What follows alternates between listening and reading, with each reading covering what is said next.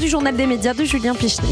Et les audiences pour commencer, M6 et L'Amour est dans le pré ont-ils bien résisté hier ? Ouais, encore mieux que ça, Thomas, L'Amour est dans le pré a encore plus cartonné que d'habitude, malgré l'arrivée d'un nouveau concurrent de poids, le Daron, sur TF1 avec Didier Bourdon. 4 120 000 fidèles pour M6 hier soir, près de 20% du public, près de 30% des femmes responsables des achats de moins de 50 ans, la fameuse cible.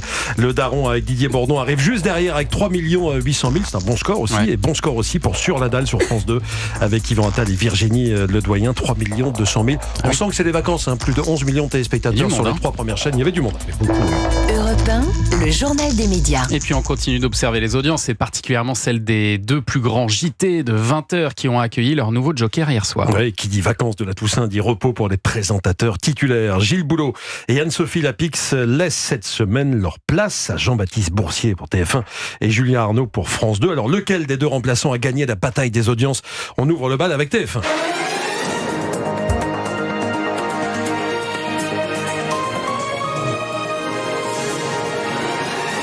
Bonsoir à tous, bienvenue dans votre journal. Je suis très heureux d'être avec vous à partir de ce soir. Voici les titres de ce lundi. Ouais, c'était la première fois que Jean-Baptiste Boursier était aux commandes du journal d'information le plus regardé de France. Un changement d'horaire et de chaîne pour le journaliste qui présente d'ordinaire la matinale d'LCI, dans le même groupe en semaine. Eh bien, hier, son journal a été suivi par 5 700 000 téléspectateurs, 28% du public. C'est un excellent score.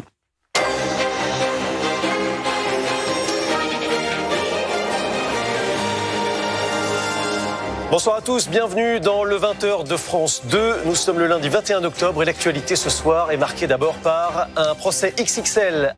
Et du côté de France 2, l'ex-joker de TF1, Julien Arnaud, qui est maintenant joker sur France 2, eh bien, il s'est adapté au nouveau format du JT de 20h de France 2. Ça dure désormais 1 heure. Ils étaient un petit peu moins là de 3 900 000 précisément. Pour le moment, le 20h de TF1 garde donc sa première place. On suivra les audiences tout au long de la semaine pour voir si ça bouge, mais on reste à peu près sur les audiences habituelles. Vous qui avez déjà présenté les JT, Guillaume Durand, vous avez une préférence entre les 2 ? Globalement, je zappe. J'ai toujours zappé entre. Ouais, je zappe de l'un à l'autre. J'y regarde assez peu parce que je regarde surtout les chaînes d'information. Et vous connaissez Jean-Baptiste Boursier, Julien Arnaud ? Je connais les deux. Et Jean-Baptiste est un type. Alors c'est pas contre Julien, mais Jean-Baptiste c'est un type assez extraordinaire parce que. Il a son bac, il n'a pas fait d'études supérieures, il est hyper modeste. Il a une vraie aisance à l'antenne, ouais.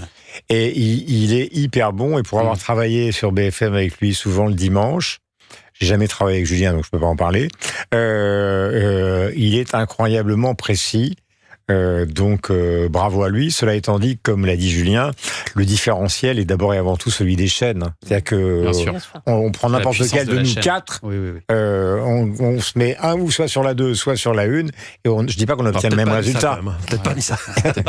Pas sûr de garder le JT TF1 première chaîne de France. Allez, on parle maintenant de Cyril Hanouna qui s'est exprimé suite à l'article du Parisien aujourd'hui en France dont on vous parlait hier. Oui, article qui laissait entendre que l'animateur pourrait quitter C8 et le groupe Canal+ dès le 20 décembre, soit 2 mois avant la fin annoncée de C8. Hier soir, dans son émission TPMP, l'animateur a confirmé qu'il continuerait de présenter le talk sur C8 jusqu'au 28 février prochain, et même encore après, si c'est possible.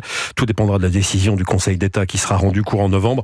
Cyril Hanouna a aussi fait taire toutes les rumeurs concernant un potentiel changement de groupe. C'était dans la dernière partie de l'émission, on parlait d'audience. Pour l'occasion, on a réuni 2 460 000 téléspectateurs. Gros pic d'audience à ce moment-là.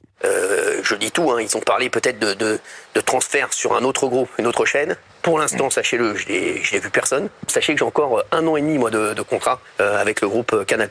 J'ai Maxime Saada, le président du directeur du groupe, pratiquement tous les jours au téléphone. On est en train de travailler sur de nombreuses solutions au sein du groupe pour continuer, bien entendu, TPMP. Est-ce que TPMP s'arrêtera ou non le 28 février ? Nous en reparlerons bien évidemment très régulièrement dans le journal des médias. Et puis on termine avec cette info. Il commentait le patinage depuis 19 ans sur France Télévisions. Le duo Nelson Montfort et Philippe Candeloro va céder sa place. Oui, ce sont des femmes d'ailleurs qui remplaceront Nelson Montfort et Philippe Candeloro. Elles commenceront à officier dès le week-end du 1er novembre à l'occasion du Grand Prix de France. Alors il s'agit précisément d'un trio composé de l'ancienne championne Nathalie Péchala, de Marie-Christelle Maury qui était jusqu'ici reporter et de de la consultante Annick Dumont, qui était déjà présente aux côtés de la paire Montfort-Candeloro, on l'a souvent entendu. Cette décision fait peut-être suite à cette mise en garde par l'Arcom après des propos jugés déplacés de Philippe Candeloro lors des JO d'hiver de Sotchi, c'était il y a 10 ans. C'est vrai qu'il pouvait avoir une manière très personnelle de commenter parfois, mais ils ont aussi permis d'attirer un plus large public autour du patinage artistique. Merci beaucoup Julien pour ce journal des médias. Culture